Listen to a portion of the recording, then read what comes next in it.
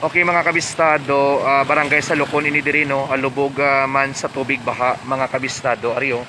Ano di ka gina-experiencehan mo kol? Magamay pa ni di gina. Gina mga alas 7. Ay ano, alas 12 na, 5 hours. Oo, 5 hours. Amo na na dayon ng kan kagina kitaon pa na da. Kitaon pa na da gina mga pananom. After 5 hours ko lang muna ng cancer. 5 oras sa muna ni, oh. So bahagid mga kabistado. Bahagid. Din ka pang area call diri sa Lukon. Din pang balay nyo di.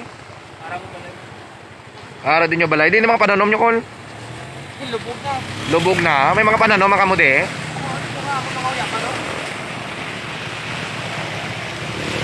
Okay, mga kabistado, amo ni karon ng area sang barangay sa Lukon.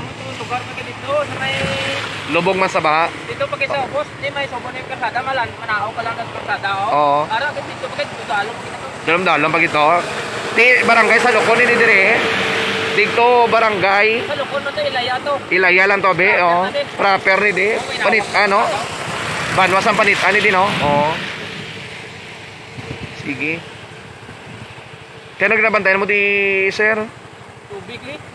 Kasi ko gumulpid ako sa kao, natunaw. Ang ganyan sa maka, no? Dahil nagabulhog ang tubig permi, no? Sa 2nd district pa kanto, sa 1st district. Grabe tubig din.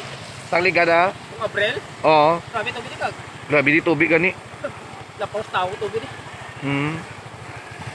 So pangalan ta gani, sir? Silito de Pilis. O si Lito Tatilis, residente sang barangay sa Lukon proper, Banwas ang Panitan mga kabistado. Ginpahayag nga kaina ni diri nga area ho. Ini di ko sa makita naton ini di nga area kaina mga kabistado. Kita pa ni ding mga pananom no. Supposedly mga humay malang siniding pananom o galing lang after kuno 5 hours no, makaligad ang 5 ka oras mga kabistado. Amo na no ang resulta sini sa karon ang lubog sa tubig baha kag ining tubig hindi karon mga kabyanan nagahalin diri sa karon no.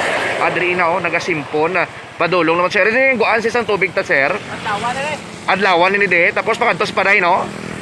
Then atos tabok ang panay tapos ni diri din di mabulog. Padawan eh. Padlawan ni din dayon mabulog sir. Dito na paruwas na. Paruwas na oo dito sa may lanot di ba? Oo, dito na sa bato. Oo dito pa kadto no. Ato na ginalagat-lagat mga kabyanan kay basi ko na magtaas man tutubi sa tong giagyan kay na sa lanot kay supposedly sir ang lanot amo ginada permi ang area man nga gabaha di ba? Kabog. Oo, Kiabog sa Kiabog Lanot, syudad sang Rojas. Ini nga mga kabistado nga tubig, ini nga bulhog sa karon diri sa may area sa Banwas ang Panitan. Magapadulong na ini sa karon dito sa area sang Rojas City mga kabistado. Supposedly aton palagat-lagaton ang iba naton diri nga mga kabaranggayan. Direkta diri sa may area sa karon sang Banwas ang Panitan Kapisa.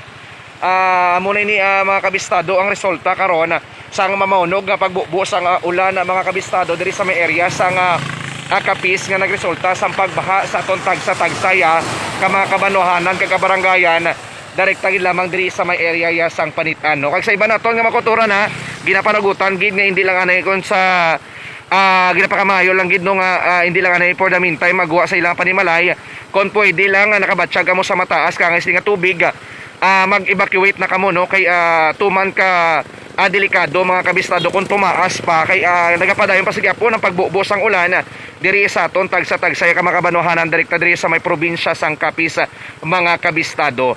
So far aton palaboton ang ibang diri nga mga kabaranggayan diri sa may area sang Barangay Panitan maayon kag sa didto sa may 2nd district. Direkta gid lamang diri sa kunang tangan ininyo kaupod kabistado nga Joshua Haka sa Balitang Serbisyo Publiko Radyo Bistado.